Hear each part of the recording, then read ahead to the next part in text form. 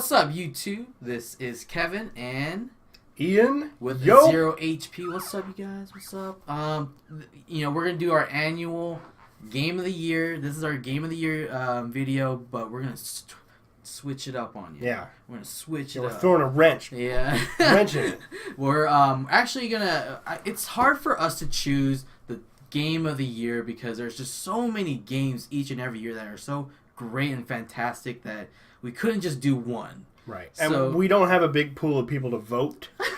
Like we don't have like IGN, like they do their entire company votes. Right. Exactly. And everyone plays games all year.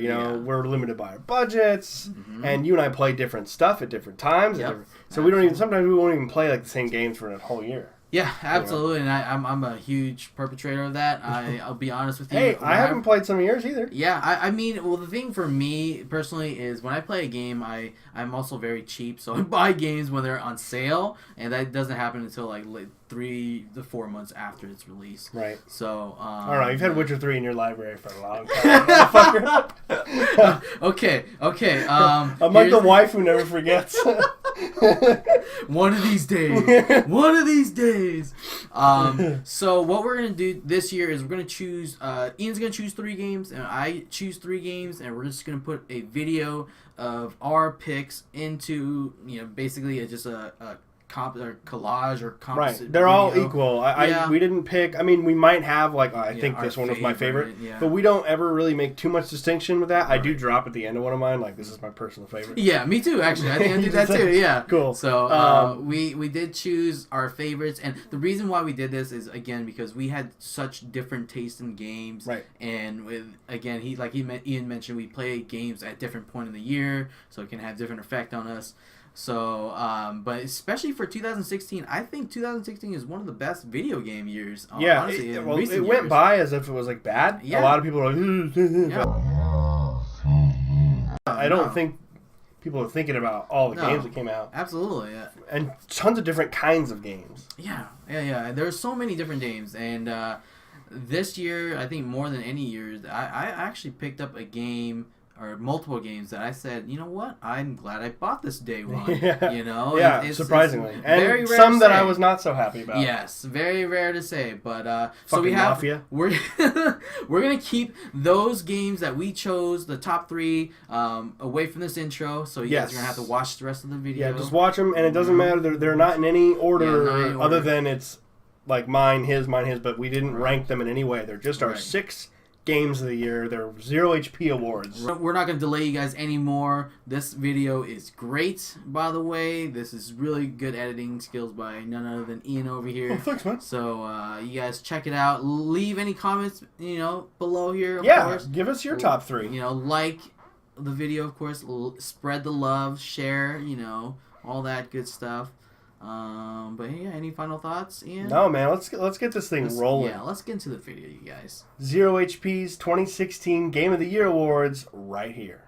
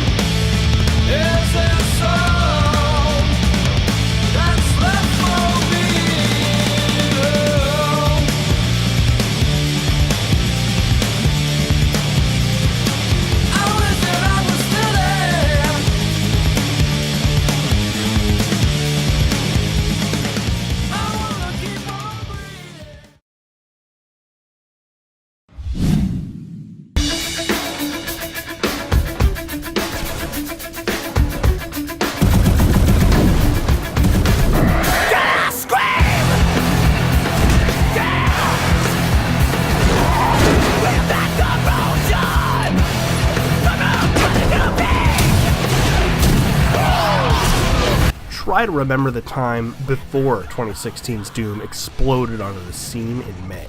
Doom 4 had been scrapped, Bethesda's purchasing of id Software had yet to truly bear much fruit, outside of Raid, which was pretty mixed, and review copies of Doom weren't released to the press prior to launch. Things were looking bad, the outlook on this game was grim, and anyone who tells you otherwise is just practicing revisionist history. Then, we all got to go tear off the arm of a demon and beat him to death with it. Doom is an absolute masterclass in first-person shooter development. It looks great, it runs smooth, it sounds fierce, and it feels so good. Not to mention some incredibly effective visual storytelling. Instead of drowning the player in mounds of exposition, Doom imbues the protagonist, you, the Doom Marine, with character just through physical actions.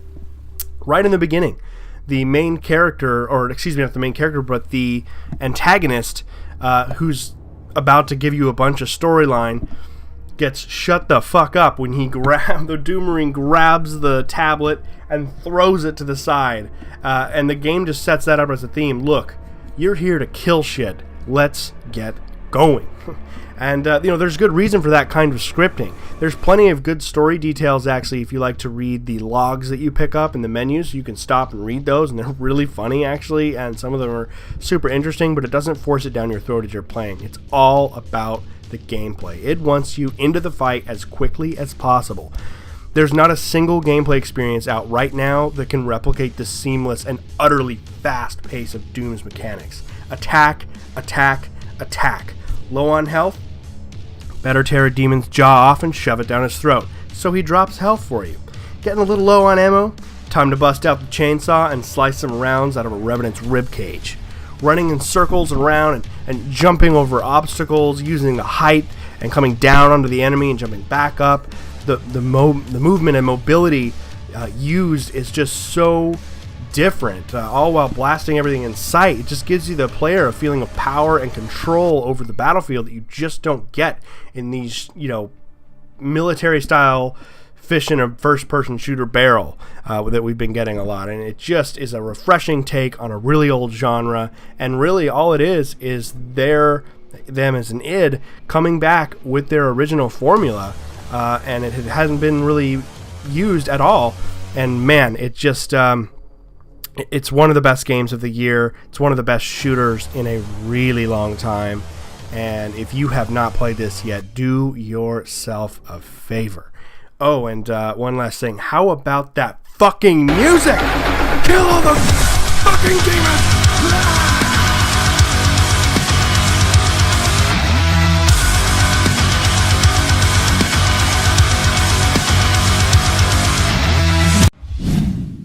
Stardew Valley. Stardew Valley is an homage to the classic Harvest Moon series back during the prime of Nintendo. You start the game exactly the same way as you do in almost all Harvest Moon games that followed. You are working in a soulless company, wasting your life away, doing a meaningless job, doing the same thing every day, doing the same routine, same task, same place. Whoa, that got too real for me. It starts with receiving a letter for you from your grandfather stating that if you ever get tired of the hustle and bustle of city life, you should leave and inherit his farm in Stardew Valley. So you decide that you hate your life and you leave your job and your old life behind to start this new adventure. You're basically tasked with revitalizing this rundown parcel of land that your grandfather called a farm. It has since then become overgrown and needs a lot of work. You are given the reins to start your new life, so as you can tell, this story is very familiar to any person that has ever played Harvest Moon before. However, there are so many more elements that make up this game, and there's so much more to discover. There are many elements that make it a whole. Of course, there is the aforementioned farming simulator, hence the name. Of course, there's added fishing, mining, combat, and of course, mingling with the locals. You start building a relationship with the townspeople almost immediately. This, of course, is where the game, in my opinion, is the most basic. Talking to people on their birthdays or giving them a particular gift to the right person can grant you favors and boost your relationship goals with that certain person. However, there is so much to do and so much to keep you busy for hours upon hours, exploring, mining for ore to improve your tools, raising a farm animal to full-grown adulthood, and of course fishing is one of my favorite pastimes in Stardew Valley. It is a seamless blend between a hybrid of Harvest Moon and Animal Crossing, which happens to be two of my favorite games of all time. You'll find yourself lost among the vivid colors and characters in this game that this game provides, and you will find yourself loving it. I would recommend it for anyone that has not given or hasn't given it a try, that has the ambition or the need to play a really good game made by one single man. That is incredible in my opinion. But yes, it is a great game. I would check it out. Stardew Valley on Steam usually is $15.99.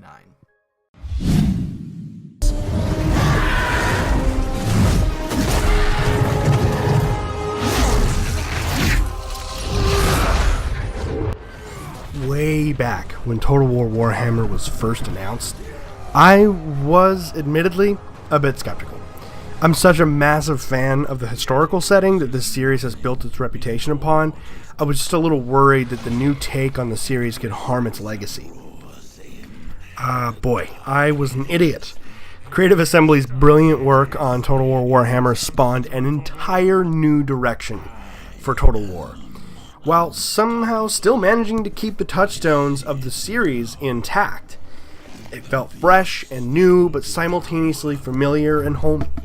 Controlling armies of undead across a barren tundra, or witnessing armor-clad dwarves smash into orcish flanks never gets old. And the replayability gained from the stark differences between the playable factions pushes the game's dollar value really up the fucking roof. I mean, you've got the Empire, who plays like a very traditional, expansionist human Empire would in any Total War game. And then you go from the vampire counts, where you can raise the dead instantly, but they're all, it's all about numbers. There's not a lot of super quality units. You've got all these different new ways of approaching old problems, and it's unlimited potential basically, and really, really bravo to Creative Assembly for managing to figure all of that out. The balance isn't perfect. But it's way better than I ever would have expected. And Total War's wondrous blend of, that Civ-style empire building and massive real-time battles are just given life anew with this fresh fantasy setting that CA has clearly taken close to heart. There's, a lot of care given to the lore and the depth of the overarching storylines. It just adds so much context to a game that generally largely aims to allow players to kind of start to create their own narratives as they guide their empires and kingdoms through tribulations and ultimately to triumph. Total War Warhammer is easily one of the best strategy titles in years, and it proved to a lot of people, including me, that Creative Assembly and Total War's future as a franchise is simply rife with unlimited potential and a whole lot of excitement for fans like myself.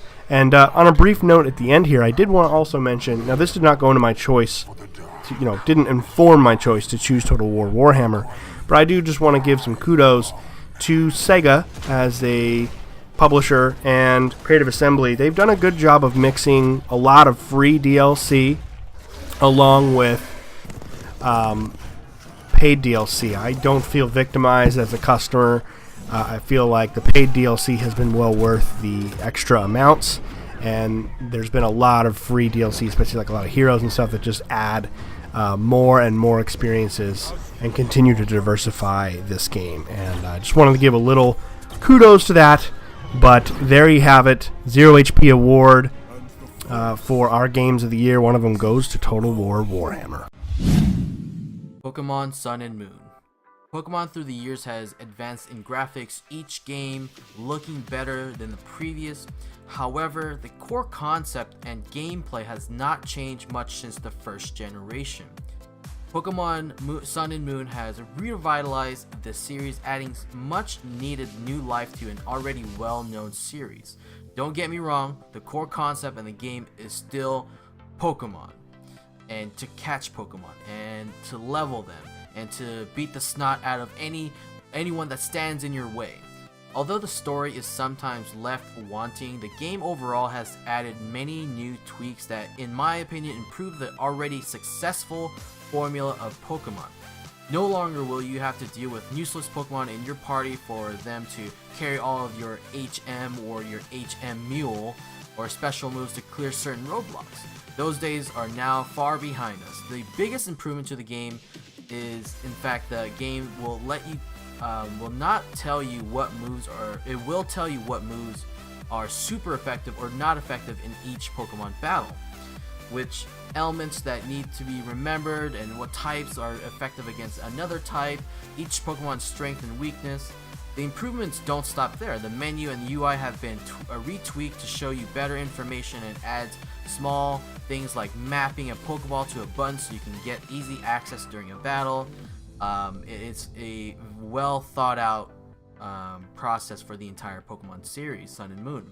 The Hawaiian inspired Alola region has so much character and color that it's hard not to love with their very own blend of new and old Pokemon. Even the story of previous games are now behind you. No more are the days of battling gym leaders after gym leader. You are new to the region, and you are tasked with learning as much as you can from all the different islands.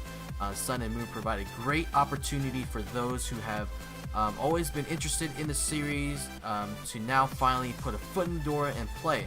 Especially after the craze of Pokemon Go, I know there are many people out there willing to give this game a try, and it is well worth it. It is on the 3DS. There is no 3D capability, I just want to mention that as well. But overall, this is one of my favorite games of the year. I've spent so much time hunting shinies, just playing and learning about all the new Pokemon types. I would highly recommend this for a mobile game. Nathan Drake, that two-bit thief. Risking it all for some piece of treasure. I guess that's how they know me. How they'll remember me.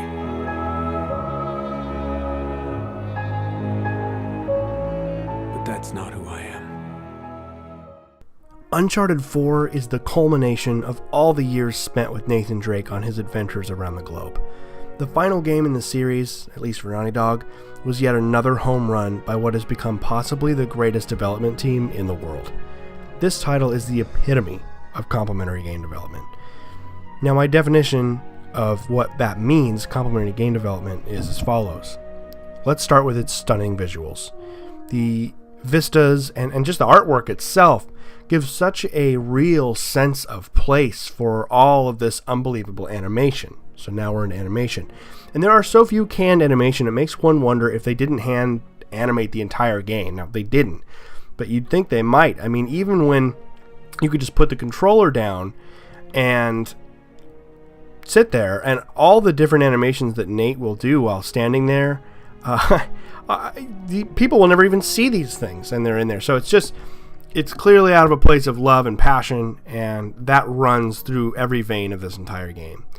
And of course, the ability to animate so effectively gives that much more life to these beautifully written and acted cast of beloved characters. Even in gameplay, where the parkour and climbing is as gripping as ever. Did you get it? Did you get it? And the combat is improved just by giving the player a bit of an out by utilizing more stealth. And the level design kind of gives you a choice between pure action and stealth sections. That's a little bit more of a realistic option, and honestly, it's kind of a nice relief to what is occasionally kind of an oppressive swaths of shooting galleries in the previous installments that get pretty old. But after all is said and done, what Naughty Dog does best is tell memorable, meaningful stories with really well-developed characters. The kind of characters and events that stick with you long after the credits roll. And Uncharted 4 is by no means in shortage of these moments, even managing to introduce a brand new character almost totally seamlessly into the final chapter without minimizing any of the roles of our favorite old characters from the previous games.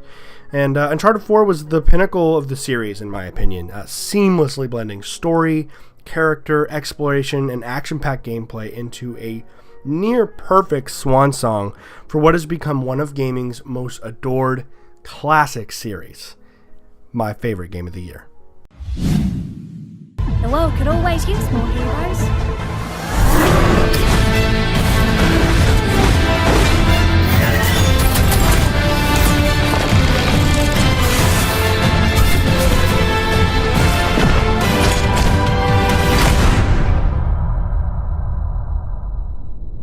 Are you with me?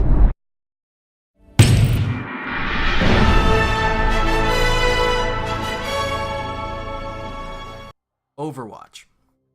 Overwatch is steeped in tradition as it was said to be a new form of a take on MOBA, the MOBA genre of games.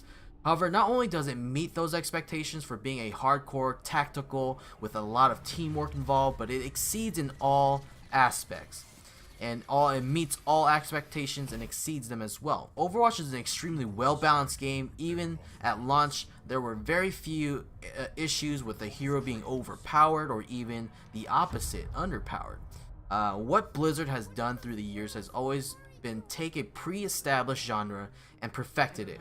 And Overwatch is one of those products. There are great similarities between games like Team Fortress 2 or more recently Dirty Bomb.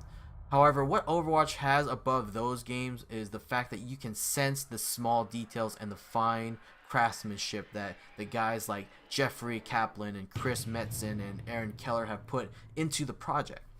The biggest benefit that Overwatch has above other games is that there's not a twitch shooter, meaning that you don't have to have amazing aim to play this game. But don't get me wrong, aim always helps, but there are heroes that for people that don't have godlike reflexes and that can still enjoy the game. There are currently over 20 heroes in Overwatch, each with a different ability and unique playstyle. This will almost certainly guarantee that you have a hero that you will enjoy, that you can use to contribute to the overall group composition.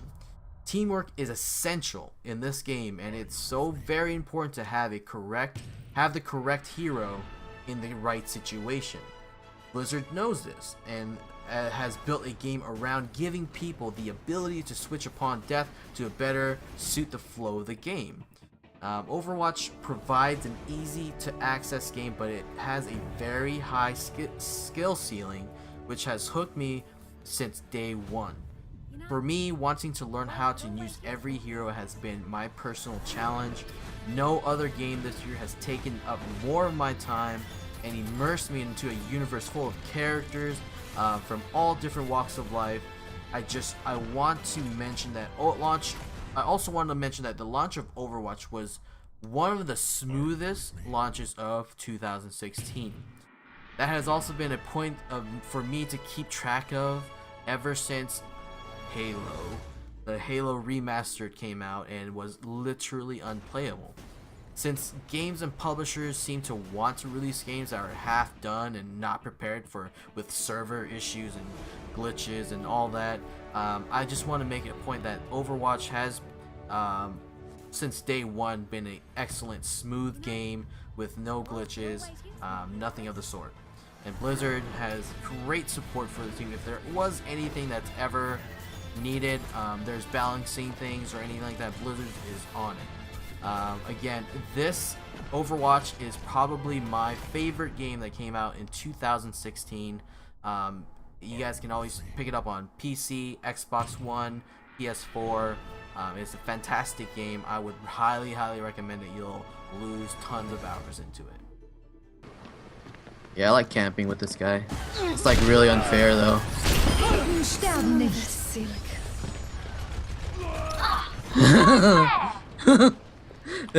This is so unfair. It's so cheap.